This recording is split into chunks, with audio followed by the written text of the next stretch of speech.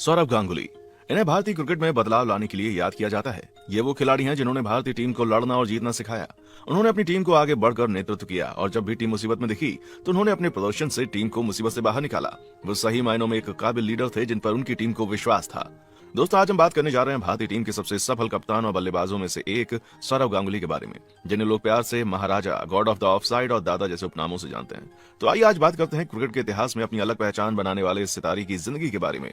सौरव गांगुली का जन्म 8 जुलाई 1972 को पश्चिम बंगाल के एक प्रतिष्ठित शहर कोलकाता में हुआ। उनके पिता का नाम चंडीदास गांगुली और माता का नाम निरूपा गांगुली है। उनके एक बड़े भाई भी हैं जिनका नाम है स्नेहाशीष गांगुली। गांगुली के पिता एक बहुत ही बड़े बिजनेसमैन थे और शहर के जाने माने रईसों में उनका नाम शुमार था। क्योंकि सौरभ को बचपन से ही किसी भी चीज की कमी नहीं थी और उनका बचपन भी काफी शान और शौकत में बीता, इस वजह से बचपन में उनका नाम महाराजा पड़ गया। सौरभ जिस शहर में पले बड़े, वहां फुटबॉल का खेल काफी लोकप्रिय था और लोग किसी और खेल की तुलना में फुटबॉल खेलने को ज्यादा तरजीह देते। इसी वजह से बचपन में सौरभ भी इस खेल के प्रति आकर्षित हो गए और फुटबॉल खेलने लगे। बाद में अपने बड़े भाई स्नेहाशीष, जो कि एक क्रिकेटर थे, उनसे प्रभावित होकर क्रिकेट खेलना शुरू कर दिया। हालांकि उनकी माता निरूपा को यह पसंद नहीं था कि सौरभ पढ़ाई लिखाई छोड़कर स्पोर्ट्स में करियर बनाए। इस वजह से उन्हें फुटबॉल, क्रिकेट जैसे खेलों से दूर रहने की हिदायत दी गई और पढ़ाई में फोकस करने को कहा गया। पर तब तक सौरभ के बड़े भाई स्नेहाशीष बंगाल क्रिकेट टीम में अपनी पक्की जगह कर चुके थे। उन्होंने सौरभ को क्रिकेट खेलने के लिए सपोर्ट किया और अपने पिता से कहकर उन्होंने सौरभ को समर हॉलिडेज के दौरान क्रिकेट कोचिंग में एडमिशन करवा दिया। उस समय सौरभ 10th क्लास में थे। राइट हैंडेड होने के बावजूद उन्होंने बाएं हाथ से क्रिकेट खेलना सीखा ताकि वो अपने बड़े भाई के स्पोर्ट्स इक्विपमेंट्स का इस्तेमाल कर सकें। कुछ दिनों के बाद उन्हें क्रिकेट एकेडमी में डाल दिया गया। उनके पिता ने एक इंडोर जिम और एक कंक्रीट का पिच अपने घर पर बनवा दिया ताकि सौरभ को अभ्यास करने के लिए ज्यादा दूर न जाना पड़े। जूनियर क्रिकेट में अच्छा प्रदर्शन करने के बाद उन्हें साल 1989 में बंगाल की तरफ से फर्स्ट क्लास क्रिकेट खेलने का मौका मिला। फिर उनके प्रदर्शन को ध्यान में रखते हुए साल 1990 में चयनकर्ताओं ने उनका चयन बंगाल की रणजी टीम में कर लिया और सीजन 90-91 में रणजी में शानदार प्रदर्शन करने के बाद उनका चयन भारतीय टीम में हो गया।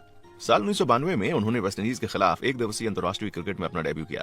हालांकि डेब्यू मैच में वो कुछ खास नहीं कर पाए और मात्र 3 रन बनाकर वापस पवेलियन लौट गए। इसके तुरंत बाद उनके उग्र विवाद के चलते उन्हें टीम से ड्रॉप किया गया, पर वो निराश नहीं व रणजी ट्रॉफी के साथ साथ और भी घरेलू टूर्नामेंट खेलने लगे। अंततः रणजी ट्रॉफी और दिलीप ट्रॉफी में उनके लगातार शानदार प्रदर्शन को चयनकर्ता नजरअंदाज नहीं कर पाए और साल 1996 में इंग्लैंड टॉप पर टेस्ट मैच खेलने वाले टीम में उनका सिलेक्शन हुआ।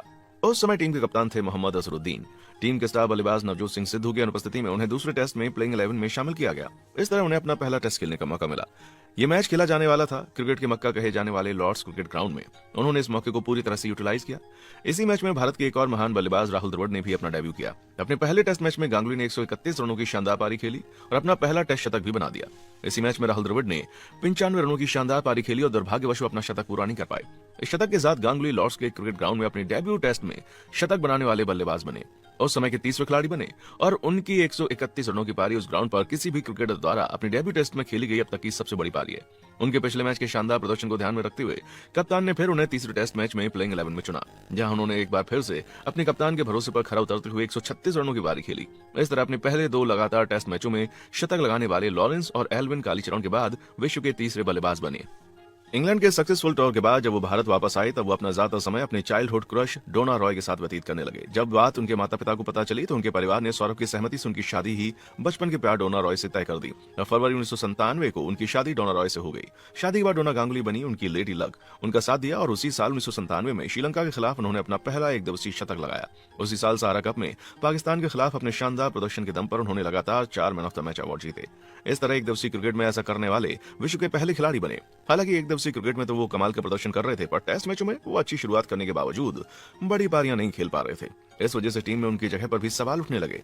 पर साल के अंत में उन्होंने 4 टेस्ट मैचों की 3 सेंचुरी लगाकर फॉर्म में वापसी की और अपने आलोचकों का मुंह तोड़ जवाब दिया। इसके बाद सौरभ ने कभी पीछे मुड़कर नहीं देखा और लगातार सफलता के झंडे गाड़ने लगे। साल 1998 के इंडिपेंडेंस डे कप के फाइनल को भला कौन क्रिकेट प्रेमी भूल पाएगा, जब भारत की चिर प्रतिद्वंदी टीम पाकिस्तान ने ताबड़तोड़ बल्लेबाजी का प्रदर्शन करते हुए 48 ओवर में 5 विकेट पर 314 रन बना दिए। उस समय 280 के ऊपर के स्कोर का पीछा करना बहुत कठिन होता था और वो सौरभ ही थे जिन्होंने भारतीय टीम का मनोबल गिरने नहीं दिया। पारी की शुरुआत करते हुए 124 रनों की शानदार पारी खेली और टीम को बेहतरीन शुरुआत दी और पाकिस्तान को यह बताया कि भारतीय टीम के लिए कोई भी लक्ष्य असंभव नहीं है। और भारतीय टीम ने यह मैच 3 विकेट से जीतकर इंडिपेंडेंस डे कप अपने नाम कर लिया। उनकी शानदार शतकीय पारी के लिए उन्हें man of the match award से नवाजा गया। अब तक तो वो टीम के रेगुलर सदस्य बन गए थे। उसके बाद उन्हें साल 1999 में वर्ल्ड कप खेलने वाली टीम में चुना गया। अब तक तो उन्होंने केवल सधी हुई और जुझारू पारियां खेली थी, पर श्रीलंका के खिलाफ उन्होंने अपना रौद्र रूप दिखाया और 158 गेंदों में 17 चौकों और 7 छक्कों की मदद से 183 रनों की विध्वंसक पारी खेली, उनका साथ दिया। उनके साथ ही टेस्ट मैच में डेब्यू करने वाले राहुल द्रविड़ ने, जिन्होंने 129 गेंदों में 17 चौकों और एक छक्के की मदद से 145 रनों की तेज तर्रार पारी खेली और दोनों की शानदार पारी की मदद से भारत ने 373 रनों का विशाल स्कोर खड़ा कर दिया। श्रीलंका की टीम तो मानो सौरभ और राहुल की इस पारी की आंधी मोड़ गई। भारत ने यह मुकाबला बड़ी आसानी से 157 रनों से जीता और सौरभ एक बार फिर से मैन ऑफ द मैच चुने गए। इसी साल उनकी साउथ इंडियन एक्ट्रेस नगमा के साथ अफेयर के किस्से मीडिया में उछलने लगे, जिसने कंट्रोवर्सी का रूप ले लिया, जिसे बाद में सौरभ और नगमा ने नकार दिया। इसी बीच साल 2000 में भारतीय टीम को मैच फिक्सिंग स्कैंडल से गुजरना पड़ा, जिसमें कुछ सीनियर खिलाड़ियों के हाथ होने की खबर मिली, जिसमें तत्कालीन कप्तान मोहम्मद अजहरुद्दीन का नाम था। इस वजह से उन्हें टीम से निकाल दिया गया और क्रिकेट खेलने पर प्रतिबंध लगाया गया। इस स्कैंडल के बाद सौरभ को भारतीय टीम का कप्तान बनाने का प्रस्ताव रखा गया। साल 2000 में सर्वसम्मति के बाद सौरभ को भारतीय टीम का नया कप्तान बना दिया। उन्होंने कप्तान के तौर पर अच्छी शुरुआत की और अपनी कप्तानी में साउथ अफ्रीका के खिलाफ 5 मैचों की एक दिवसीय सीरीज में भारतीय टीम को जीत दिलाई। इसी साल उनकी लीडरशिप में टीम आईसीसी चैंपियंस ट्रॉफी के फाइनल में भी पहुंची। सौरभ ने इस टूर्नामेंट में कप्तानी के साथ साथ बल्लेबाजी में अपना शानदार प्रदर्शन किया और फाइनल में शतक लगाया।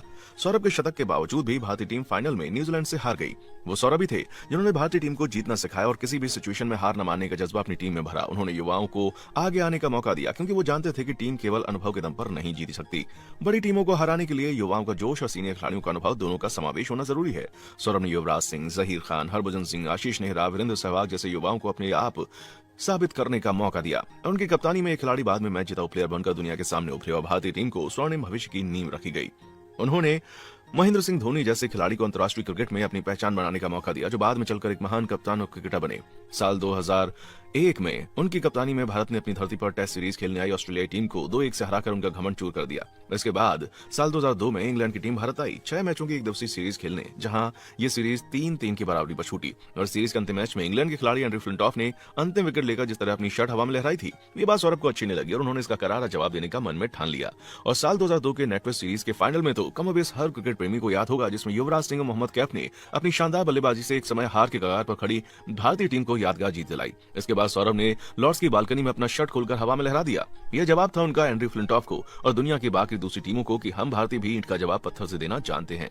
अब बारी आई साल 2003 के वर्ल्ड कप की। तब तक उन्होंने अपनी ब्रिगेड बना ली थी, जिसमें सौरभ, सचिन, राहुल, कोहली, श्रीनाथ जैसे अनुभवी खिलाड़ी थे, तो साथ में सहवाग, युवराज, हरभजन, कैफ, जहीर और नेहरा जैसे जोश और हिम्मत भरी युवा खिलाड़ी भी शामिल थे। इस टीम ने दुनिया की सभी छोटी बड़ी टीमों को हराकर साल 1983 के बाद फाइनल तक का सफर तय किया। इस वर्ल्ड कप में उन्होंने खुद आगे आकर अपनी टीम का नेतृत्व किया और बल्लेबाजी करते हुए 3 शतकों की मदद से 465 रन बनाए। इस तरह रन बनाने की सूची में सचिन तेंदुलकर के बाद दूसरे नंबर पर रहे। उसके बाद अपनी कप्तानी में टीम को और निखारा और विदेशी धरती में जाकर भी कई मैचों और सीरीज में भारतीय टीम को जीत दिलाई और इस मिथ को तोड़ दिया कि भारतीय टीम सिर्फ अपने घर के शेर है। उन्होंने साल 2004 में पाकिस्तान को उनकी धरती पर टेस्ट और एक दिवसीय सीरीज में मात दी।